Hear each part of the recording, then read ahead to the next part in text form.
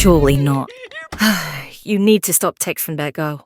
But Mom, she's so sweet and funny and she wakes me up for Fajr. I've been trying to make it up for 17 years. All of us struggle with sinning, and one of the most difficult things about it is being able to recognize Shaytan's traps. This video should clear up like 90% of people's situations, since to be honest it's not always clear what to do. All you gotta do is sign and we'll build a state-of-the-art mosque in your very own hometown. Subject to 999% interest per annum. But exactly how does Shaytan trick us? Well, for the most part, this question can be answered with no more than 2 verses from the Quran. I've linked articles and videos going into deeper detail on these specific verses, but what I'm about to explain is most of everything you need to understand. Of course, this analysis isn't exhaustive, but in basically almost every scenario, Shaytan will do at least one of 2 things. The first is to lure, and the second is to mask. What do I mean exactly? Well, I'll explain through the story of Adam alayhi salam, as well as some more modern scenarios.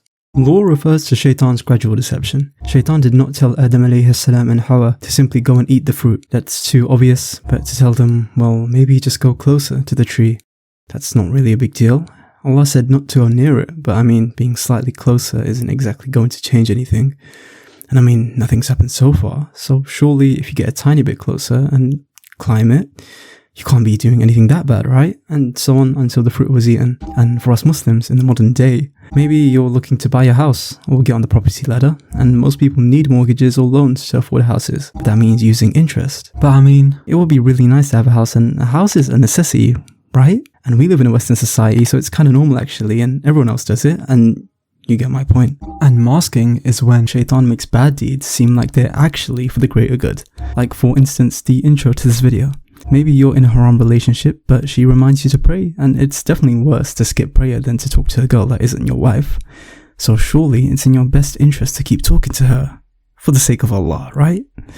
Or back to getting a mortgage to buy a house. You're a man, and Allah commands you to provide for your family, and He rewards you for doing so, so perhaps it actually is a good thing to go and get this mortgage and deal with the interest.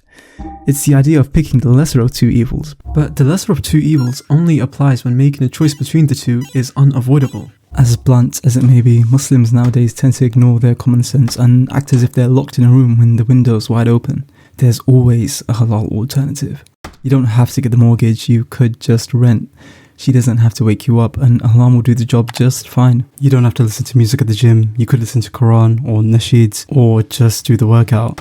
I'm not saying it's going to be easy, and of course nobody wants to deny the opportunity to own a house or deny the pleasure of listening to music or whatever, but for Allah you must. Eventually there'll come a point in your life where you understand that the Islamic way of life isn't a set of rules to make life difficult, but is the guidance given to us by Allah for preventing the need for a cure. Please like, share, comment and subscribe. It does wonders for the algorithm so that small channels like me can grow to help more and more people just like you and I. If you haven't already, watch this video next to see how Einstein proved Islam is the truth. And if you want to get in touch, message me on my Instagram.